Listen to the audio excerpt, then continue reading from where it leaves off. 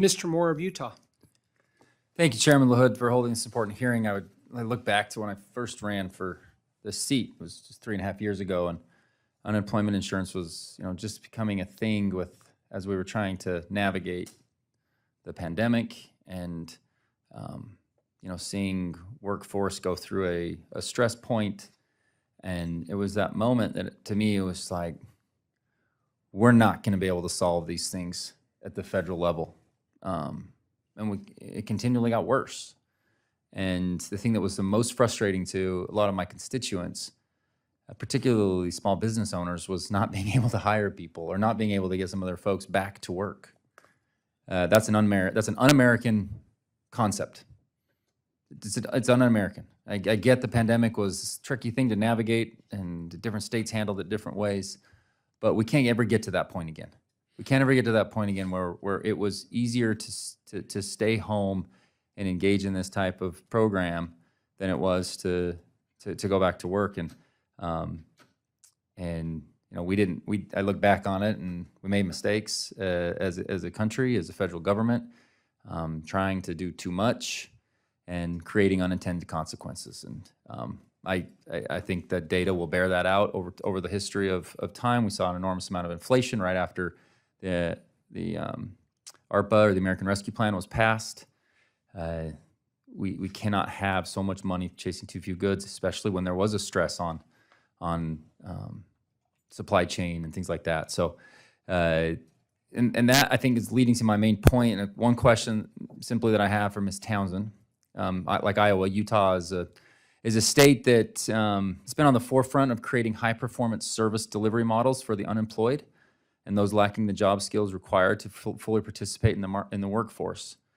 And so my point here, ultimately, is what are we doing at the state level to make sure these programs are actually run well? And where do we get the outcomes? We're just not going to get the outcomes from the federal government.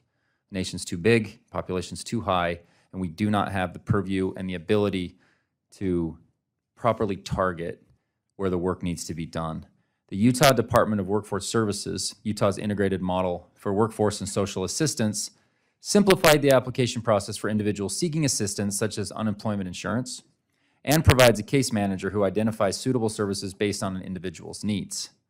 Can you, ma'am, speak to the effectiveness of individuals receiving unemployment benefits, having case managers, in shortening their duration on unemployment insurance and finding meaningful employment? Absolutely. Thank you for the question, Representative Moore.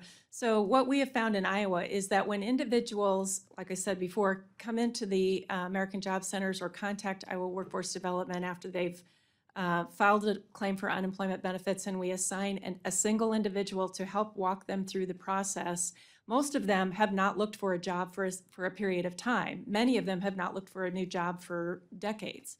And so, and as anyone who's been paying attention knows, the way to find a job now is not the way it was even 5 years ago, even pre-pandemic. So having someone available to help them navigate the new system of basically virtual and all digital application process, having someone available to look through your resume, because for instance, in Iowa, we have more jobs than we have unemployed, and I know it's the same in Utah. If you are applying for jobs and you are not getting a response, then the problem is probably in your resume. It's probably in the way that you're going about your job search. And so one of the things that we can do with the reemployment case management is look at what jobs are you applying for? Are they the right jobs for your skills and your experience?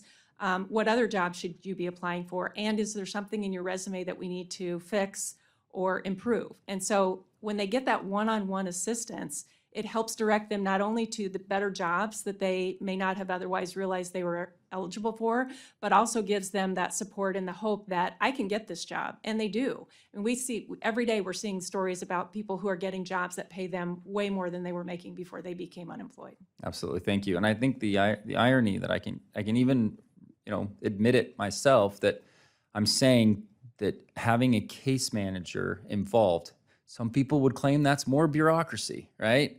What I'm saying is, if we don't have that special attention to do this at the most basic level, where we're actually helping the individuals, we're going to continue, like Mr. Taylor was highlighting, just an enormous amount of fraud that slips through the system unless you give it that special attention. And that's why I want to be able to communicate and help spread throughout the country that states that do this well, they need to be replicated. And we don't need to just continue to throw more money at the problem. You need to put the right type of resources at the ground level to help these individuals get out of this mess. And that should be an incredibly bipartisan approach. And if you look beyond the rhetoric, that is what this Work and Welfare Committee is trying to do, is find the help that they need to get and lift people out of these horrible situations that they get put in. Ms. Townsend, to the rest of the witnesses, I appreciate your perspective, and I yield back. Thank you, Mr. Moore. We'll recognize Ms. Tenney.